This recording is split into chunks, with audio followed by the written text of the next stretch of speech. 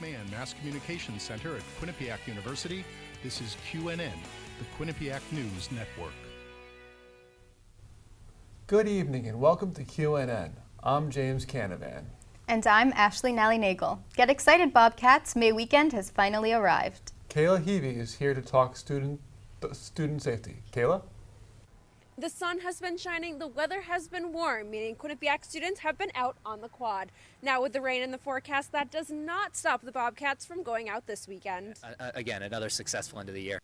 Now I reached out to public safety and they did not respond with a comment. However, safety is obviously the most important thing this weekend. And of course, to have a little fun. Reporting live at Quinnipiac, I'm Kayla Heavey, QNN. Thanks, Kayla. Body camera from last week's police-involved shooting in New Haven is expected to be available later this week.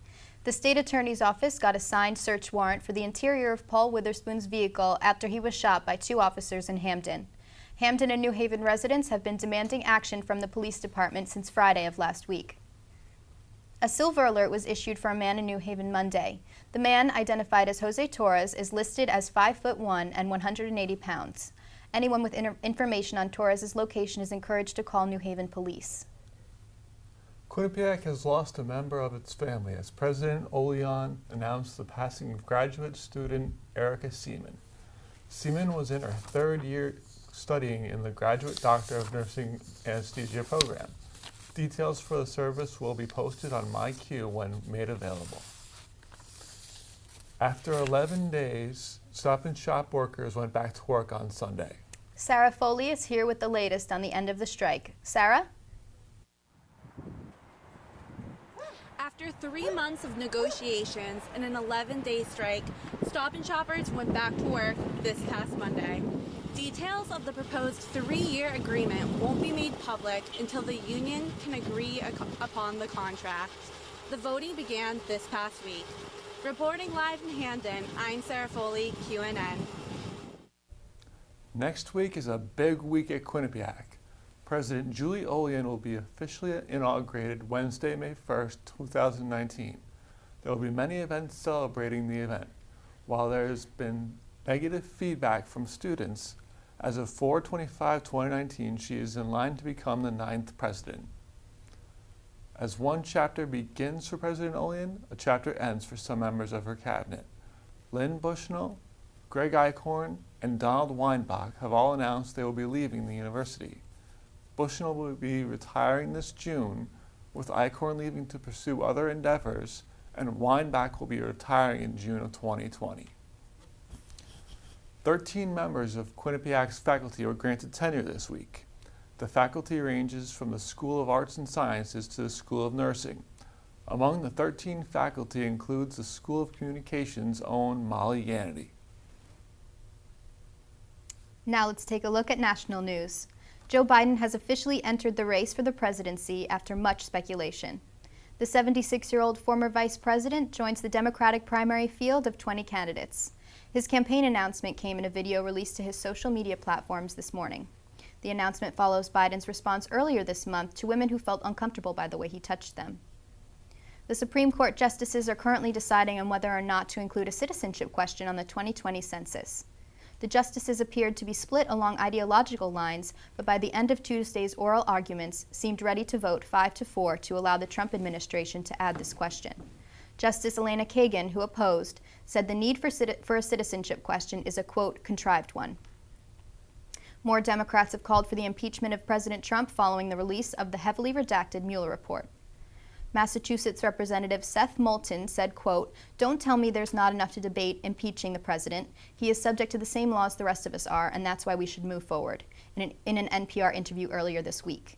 Senators Elizabeth Warren and Kamala Harris, who are candidates in the 2020 presidential race, have also said they would like to move forward in the direction of impeachment. Finally, in lighter news, my favorite American-turned-royal is about to welcome a baby. Meghan Markle and Prince Harry, also known as the Duke and Duchess of Sussex, are set to welcome their bundle of joy any day now. Baby Sussex, as they've been referred to, will be the first half-American born into the royal family. That's all for national news this week. Back to you, James. Coming up on QNN, a Hamden resident is competing to become the next Miss Universe. Plus, Elisa Ruiz is here with the latest on the measles outbreak. We'll be right back. When you drive down Whitney Avenue, one sign is hard to miss. Rainbow Cleaners has been displaying fun phrases for decades. Olivia Schuler shows us the story behind the sign. Olivia Schuler, QNN. A Hampton resident is about to appear on the world stage. On May 2nd, Hampton's own Acacia Courtney will compete for the title of Miss USA. The pageant will be hosted by Vanessa and Nick Lachey. It will be taking place at the Grand Sierra Resort and Casino in Reno, Nevada. Quinnipiac celebrated Earth Day on Wednesday. The annual environmental holiday was celebrated with yoga, food trucks, and other activities on the quad. There was also music and tables set up. Are you getting a proper breakfast? We all know that breakfast is the most important meal of the day, but did you know skipping breakfast could be bad for your heart? Let's toss it to Elisa Ruiz with more. Elisa? That's right, guys. Breakfast is considered the most important meal of the day, so for those of you who don't believe that, take a listen. Skipping breakfast is linked with an increased risk of cardiovascular death. A long-term study from the American College of Cardiology found that participants who never ate breakfast had an 80% higher risk of cardiovascular-related death, as well as type 2 diabetes, compared to participants who ate breakfast every day. The survey looked at data from adults from ages 40 to 75. More stores are adding up into raising the minimum age for selling tobacco. Walgreens will soon no longer sell tobacco products to anybody under the age of 21. The move comes after one retailer was criticized from the Food and Drug Administration for selling tobacco to more minors than any other pharmacy chain. Walgreens says the new policy should help call back on teenage tobacco use, and it goes into effect September the 1st. It's only April, and 2019 is already in the front line of a measles outbreak and showing no signs of slowing down.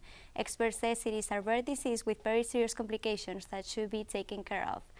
The Center for Disease Control and Prevention now reports 626 cases of the highly contagious virus in 22 states, the second highest number of cases since measles were declared eliminated in 2000. If this continues, this year could exceed the 963 cases registered in 1994. From measles to the wet spring that comes along with undesirable company. We're seeing a lot of green with this nice weather, and that only means that summer is already on its way, and with it, mosquito season. Some cities' health departments have already started their mosquito control program in an effort to decrease any mosquito-borne diseases. Last year, there were 23 human West Nile virus cases reported, and one of them turned out to be fatal. That's all for today's health news. If you guys at the test are planning on going camping soon, you should maybe consider some spray protection. Back to you. Definitely think about that, Lisa. Coming up on QNN, Pat Pitts is here with the 7-day weather forecast. Plus, Lauren McGrath sits down with Hannah Feeks to discuss her capstone project. We'll be right back. Well, it seems we've finally been getting some summer weather. Let's hope the sun is here to stay. Pat Pitts is here with the QNN weather report. Pat? Thanks, guys. May weekend, the weekend that Quinnipiac students have been waiting for all year, is finally here. However, the weather will not be on the student body's side. Tomorrow, Friday, it's going to be some thunder showers. There's a hot temperature of 60 degrees, and the winds are going to be going up to 10 to 15 degrees. So if you're going to be going out, wear a jacket or maybe a poncho.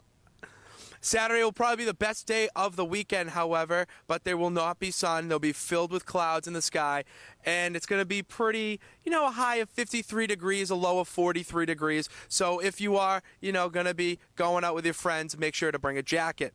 Sunday will be rainy with a high of 54 degrees and a low of 39. The lowest of the week, so grab those sweatpants and make sure you are all bundled up. And then taking a look into next week, it's the same kind of weather forecast. We have Monday, it's going to be cloudy with a high of 58 and a low of 45. Tuesday and Wednesday are both going to be 61 degrees with a little bit of rain. So Bobcat Nation, it's not looking great weather-wise, but it hasn't stopped the student body before.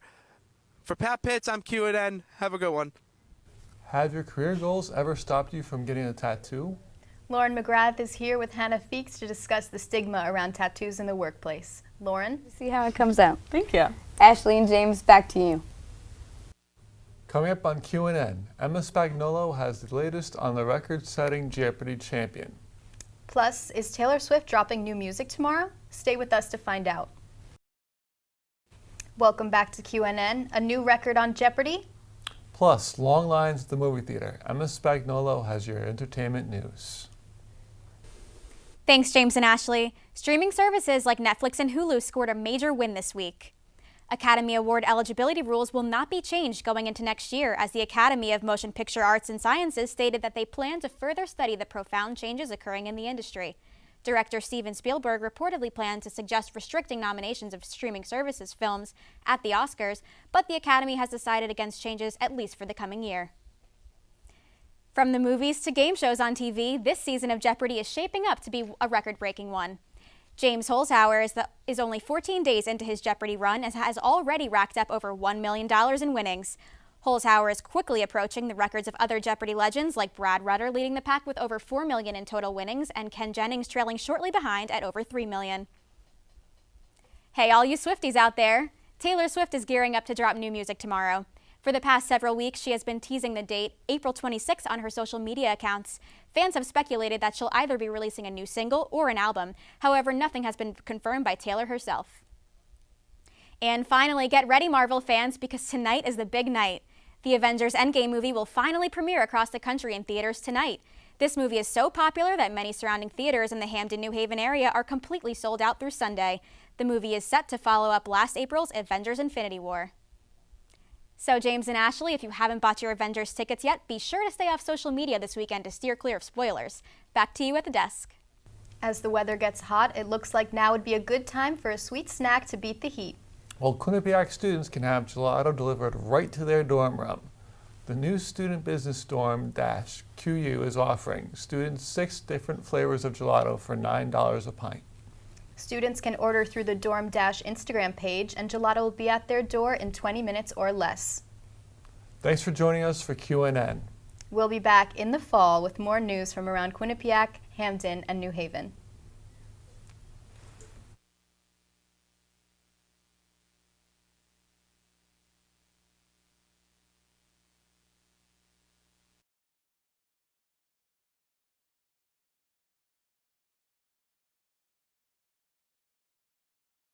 People typically give out things like roses and sweets, but today, Quinnipiac student organizations are doing a different kind of giving back to the community. So Q-thon is tabling for our annual event that happens in the spring every spring semester. It's fundraising for Connecticut Children's Medical Center, and this week we decided to make chocolate-covered strawberries and sell them, and you can still buy them today, and then all the proceeds go to the Q-thon fundraiser. Q-thon isn't the only student organization giving back today. Bobcats in the community are selling donuts to raise money for homeless shelters. Alpha Chi Omega is giving out sweets and buttons to raise awareness for domestic violence. And the Muslim Student Association is giving out roses to spread the love on this special day. On this day, usually people are feeling down and low for not having a boo, you know what I mean? So like making their day and making them happy and just hearing people say like, oh my god, I was hoping for a flower today, just is the cutest thing. Love is the theme today, and students are making sure that the organizations know their efforts are appreciated. And you're doing the most excellent thing and the most honorable thing that any of us can be doing today. It's all about love for the kids that are going through this hard time and like what we can do to show our love and support for them, for this school, and for this.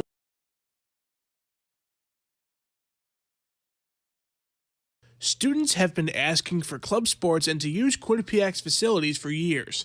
They got some good news last month as President Judy Olean released a surprise video on social media. Get excited, Bobcats. Club sports are coming in 2019-20. After years of asking, Quinnipiac students finally got their wish. A little better that I wasn't going to be here for it, but I was, all the younger guys, have worked just as hard as we have to get affiliation, so I'm pumped for them. The club sports application went live on MyQ in March, but it couldn't have happened without the work of Quinnipiac graduate student Brandon Vatima. Because I didn't want to make it something outlandish that didn't make sense for the school, because obviously then it wouldn't be able to roll out. Did we think that it was going to be rolled out as soon as 2019, 2020, based upon the people we were talking to and the information that we were getting? Absolutely not. They're going to make sure that, all of our teams look good in terms of capital expenditures, jerseys, and whatnot. Quinnipiac already offers a number of intramural sports, but only a certain number will be accepted to be club teams. One of the main things that obviously we had to focus on was Title IX and maintaining the Title IX balance, and so then we just looked at the quality of the applications and the viability of the teams on campus. Title IX policy states that Quinnipiac campuses cannot discriminate in any service they provide. More specifically for athletes, the club sports teams will need to reflect the gender distribution among students. But that policy doesn't worry some teams. Like Sleeping Giant goes to nationals almost every single year. We're eligible for nationals every single year, whether we go or not. New Blues always top 10 in the country. Everything's looking good, and that's just coming from our own dime and our own students leading the charge. I can't even imagine what it's going to be like when we have an institution like Quinnipiac standing behind us. We continue to operate as you normally do, continue to prove that there's an interest on this campus, and when that second wave comes around, which it's hopeful that there will be a second wave, I don't see why there wouldn't be, reapply.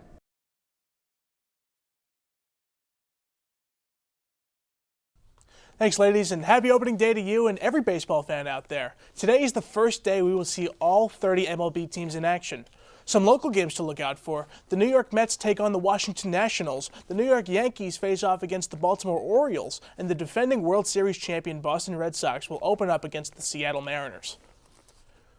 Today also begins the Sweet 16 of the NCAA March Madness tournament, and while all number 1 seeds remain, Duke University remains the favorite to win it all. After a close win against University of Central Florida, Zion Williamson and the Blue Devils will take on Virginia Tech tomorrow night. Transitioning from college basketball to college hockey, Quinnipiac's men's ice hockey team is off to Allentown, Pennsylvania after being seeded second in the Midwest Division of the NCAA Division I playoffs. The Bobcats will play number 3 seed Arizona State, and their Sun Devils hoping to continue their journey back to the Frozen Four for the first time since 2016. And finally, as he announced on Sunday, New England Patriots tight end Rob Gronkowski has announced his retirement from the NFL. The 3-time Super Bowl champion posted on Instagram calling it a career after 9 seasons. Gronk has set several NFL records in his time and will no doubt be a Hall of Famer in the coming years. And I know you're a big Pats fan, and I'll miss Gronk too, but I think this is the year we finally see those New York Jets at the top of the AFC East. That's all for sports. I'm Luke Lograno. Back to you ladies at the desk.